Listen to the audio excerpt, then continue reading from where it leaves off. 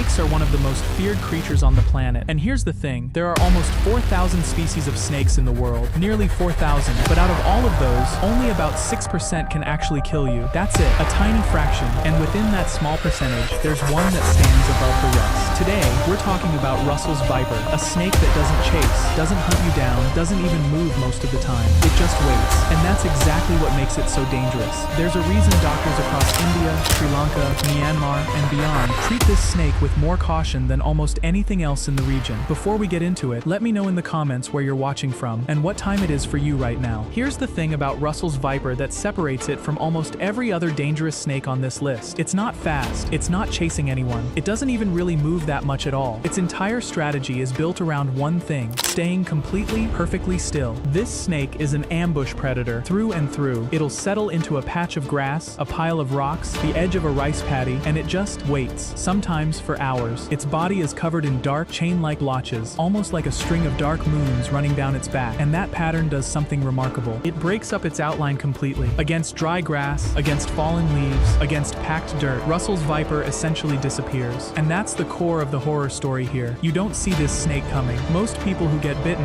never even knew it was there until it was too late. Let's talk about where you're most likely to run into one. Russell's viper isn't hiding out in some remote jungle far from civilization. It actually thrives in farmland, rice paddies, fields, areas where rodents are abundant, because rodents are exactly what this snake hunts, which means it lives in exactly the places where humans work the land every single day. Farmers walking through rice paddies barefoot, people clearing brush by hand, workers harvesting crops at dawn or dusk when the light is low and the snake is even harder to spot. It's been called an occupational hazard for rice farmers throughout its range. And that phrase alone tells you everything about how deeply this snake is woven into daily life across South and Southeast Asia. Now here's where the silent killer reputation really earns its name. Russell's viper isn't shy the way a black mamba is shy. If you get too close, it won't necessarily flee. It has a genuinely bad temper, and if it feels cornered or threatened, it will strike, sometimes holding on and biting down repeatedly rather than a single quick jab. Combine that temperament with how well it hides, and you get a snake responsible for an enormous share of snakebite deaths across an entire continent. Some estimates put the number at around 25,000 deaths a year in India alone. Across the wider region, Russell's viper is considered one of the leading causes of snakebite fatalities anywhere on Earth. So what actually happens once the venom is in you? This is where things get genuinely disturbing, because Russell's viper venom doesn't just do one thing. It's a cocktail. Hemotoxins that destroy your blood's ability to clot, cytotoxins that damage tissue directly at the bite site, and in some populations, even neurotoxic effects on top of that. A single bite can deliver anywhere from 130 to over 250 milligrams of venom. The lethal dose for an adult human is estimated at somewhere around 40 to 70 milligrams, meaning a single bite can carry several times the amount needed to kill you. Within minutes, the area around the bite starts to swell and burn. Then the internal bleeding begins. Victims report bleeding gums, blood in their urine, bruising that spreads without any external injury, because the venom is actively stopping blood from clotting anywhere in the body. Left untreated, this leads to catastrophic blood loss, and in a large number of cases, acute kidney failure, which is one of the leading causes of death from this species specifically. And it doesn't stop at blood and kidneys. This is one of the more bizarre and unsettling effects of Russell's viper venom. In a significant number of survivors, the venom has been found to damage the pituitary gland. That's the gland at the base of your brain responsible for regulating hormones throughout your entire body. Studies have found that close to a third of people who survive a bite go on to develop long-term hormonal problems because of that damage, meaning survival isn't always the end of the story. For some victims, the aftermath follows them for the rest of their lives. Death, when it happens, doesn't always come quickly either. While some victims can die within hours from shock or catastrophic bleeding, others succumb days later, from kidney failure, from internal hemorrhaging that was never fully brought under control, sometimes over a week or two after the actual bite. It's a slow, grinding kind of danger. Not a single dramatic moment, but a cascade of failures inside the body that can take time to fully unfold. Treatment exists. Antivenom is available, and, when given quickly, it genuinely works. Dialysis can help manage the kidney damage in serious cases. But just like we've seen with other snakes on this list, the real danger isn't a lack of medicine, it's a lack of access. Many of the people most at risk from Russell's viper are working in remote farmland, hours from the nearest clinic, in regions where antivenom supply can be inconsistent. By the time some victims reach treatment, the venom has already done damage that's difficult or impossible to fully reverse. There's something almost eerie about how this snake operates compared to the others we've covered. It's not fast like a black mamba. It's not small and easy to overlook entirely, like a saw-scaled viper hiding under debris.